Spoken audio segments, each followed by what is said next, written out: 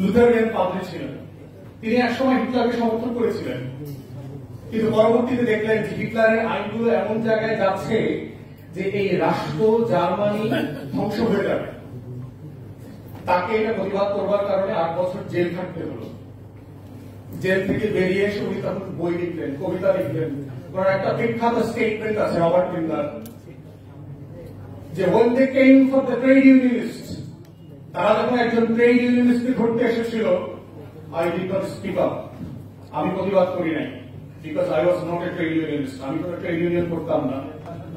When they came for the communists, তারা যখন একটা সমাজতন্ত্রীকে ধরতে আসছিল, আমি প্রতিবাদ করি নাই, because I was not a communist. When they came for the socialists, তারা যখন একজন বাম রাজনীতিবিদকে ধরতে আসছিল, I didn't speak out, আমি প্রতিবাদ করি নাই, because I was not a socialist.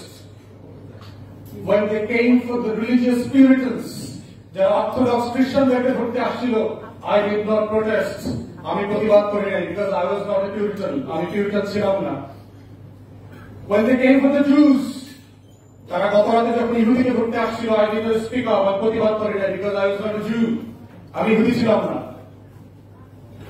But the night they came for me, কিন্তু যে রাতে ওরা আমাকে ধরতে এসেছিল, there was no one left to speak up, প্রতিবাদ করবার আর কেউ বাকি ছিল না। এই জন্য আমি বারবার এই কথা বলছি, এই লড়াইটা বাংলাদেশের লড়াই বাকশালের বিরুদ্ধে, এই লড়াইটা স্বাধীনতার লড়াই বাকশালের বিরুদ্ধে, এই লড়াইটা সার্বভৌমত্বের লড়াই বাকশালের বিরুদ্ধে, এই লড়াইটা স্বাধীনতা সার্বভৌমত্বকে মানুষের স্বার্থের লড়াই। এটা বিএনপি আর তারেক রহমানের লড়াই না। 20 কোটি মানুষকে বুঝতে হবে, যদি আপনারা সবাই, আমরা সবাই মিলে জীবন দেওয়ার প্রস্তুতি নিয়ে রাস্তায় নামি, আল্লাহর কসম একজন গ্রেফতার হব না, একজন মরব না। যদি বসে থাকেন নীরবে সবাই বসে ফেসবুকে স্ট্যাটাস দিয়ে মনে করেন এই বাকশালের বিরুদ্ধে লড়াইয়ে আপনি জিতবেন, বোকার স্বর্গে বাস করছেন। গণতন্ত্রের বিপক্ষের লড়াইয়ে আপনাদের সবাই অংশগ্রহণ লাগবে, না হলে মনে করবেন প্রত্যেক দিনে রাত্রে আপনি ব্যক্তিগতভাবে গণতন্ত্রহীনতার শিকার হবেন। দাস দাসীদের ইতিহাস দেখেন, 400 বছরের কালো দাস দাসীদেরকে কিভাবে নির্যাতন করা হয়েছে। দাসত্বের জীবনের জন্য রাষ্ট্র লাগে না, নাগরিক হতে হয় না। কৃতদাসদের জন্য স্বাধীনতা লাগে না, স্বাধীন সত্তায় বাঁচার জন্য রাষ্ট্র লাগে। সেটার প্রমাণ হচ্ছে আপনারা, যাদের দাড়ি চুল পেকে গেছে, কারণ আপনারা দাসত্বের জীবনকে না বলেছিলেন, আপনারা বলেছিলেন আমরা স্বাধীন সত্তায় বাংলাদেশি হিসেবে বাঁচতে চাই, লড়াই করবো, জীবন দেব, কিন্তু বাংলাদেশের স্বাধীনতার বিপক্ষে দাঁড়াবো না। আজকে বাকশালের বিরুদ্ধে বাংলাদেশের এই লড়াইতে 20 কোটি মানুষের অংশগ্রহণ ছাড়া কোনোভাবেই সম্ভব না। যেভাবে হিটলারের বিরুদ্ধে সারা পৃথিবী লড়াই করেছে, 10 কোটি মানুষকে জীবন দিতে হয়েছে। এই লড়াইটা সাদা মাথা লড়াই না।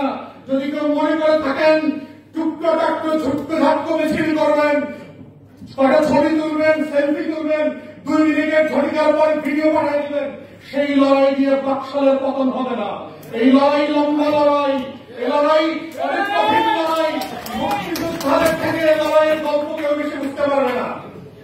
দ্বিতীয়ত হচ্ছে, আপনাদেরকে শুধু পলাশীর গল্প বলে আমার বক্তব্য শেষ করবো। আওয়ামী লীগ কত বড় অভিশপ্ত একটা দল দেখেন, এই দলের জন্ম হয়েছে 23 জুন। পলাশীর যুদ্ধে বাংলার স্বাধীনতা হারাইছে আমরা কোন দিন, আপনাদের মনে আছে? 1757 সালের 23 জুন। ইতিহাস, আল্লাহর কসম, ইতিহাস যদি সাক্ষী থাকে, আওয়ামী লীগের জন্ম হয়েছে এদেশের স্বাধীনতা সার্বভৌমত্বকে ধ্বংস করবার জন্য।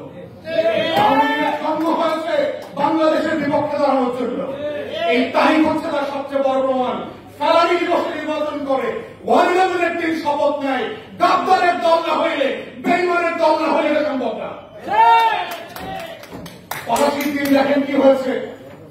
ব্রিটিশদের সৈন্য ছিল আমার কারণে কজন, মাত্র 3000, 2900 সামথিং ছিল। তার ভিতরে 900 জন ছিল মাত্র সাদা ইউরোপিয়ান, বাকিরা ছিল ইন্ডিয়ান, লোকাল রিক্রুট। তখনকার জমানার সবচেয়ে বড় চাকরি ছিল হচ্ছে সোলজারের চাকরি। বিভিন্ন দেশের লোকরা এসে সৈন্য ভাড়া করত। সেই যুদ্ধে কোন কোন বর্ণনাতে আসছে 30,000, কোথাও কোথাও আসছে 60,000 সৈন্য ছিল নবাব সিরাজউদ্দৌলা। কিন্তু লোকাল বেইমানরা কি করেছে দেখেন, সেনাপ্রধান ছিল মির্জা জাফর আলী খান। তখনকার দিনের S Alam, Islamic group, Ghaseti Begum কারা ছিল? জগৎ শেখ, রায়ুল্লাহ, উমিচাঁদ, কৃষ্ণপদ রায় চৌধুরী, নামগুলো দেখে নেন। ঘরে ঘরে কারা বেইমানি করেছে? ঘসিটি বেগমরা বেইমানি করেছে। চরিত্রগুলো শুধু মিলায় দেখেন। পলাশী প্রান্তরের চরিত্র, 60,000 সৈন্য নিয়ে 3,000 সৈন্যের বিরুদ্ধে লড়াইতে হেরে যাওয়াটা পৃথিবীর কোন মিলিটারি সায়েন্স অ্যাপ্রুভ করে না, কোন এক্সেস করে না, হইতেই পারে না যে গাদ্দারি না হয়ে যাবে।